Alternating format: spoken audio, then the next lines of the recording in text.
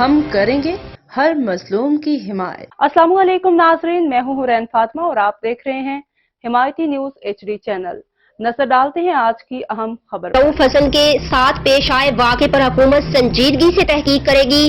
وزیر قانون اعظم نذیر تارڑ نے سینٹ میں بیان دیتے ہوئے کہا کہ رؤوف حسن سے متعلق IG پولیس سے رپورٹ لی گئی ہے، جبکہ پولیس نے واقعے کی تحقیقات کے لیے تحقیقاتی ٹیم مقرر کر دی ہے۔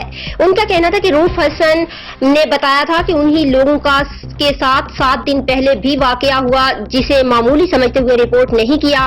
ان افراد کی تصاویر کو فرانزک لیب بھیجا گیا ہے۔ حکومت واقعے کی سنجیدگی سے تحقیق کرے گی۔ اعظم نذیر تارڑ کا کہنا تھا کہ اس کیس میں اقدام قتل کی دفعات لگائی گئی ہیں۔ رؤوف حسن اور عینی شاہدین کا خیال تھا کہ وہ خواجہ سرا ہیں۔ پولیس کی تفتیش میں بھی یہی سامنے آ رہا ہے۔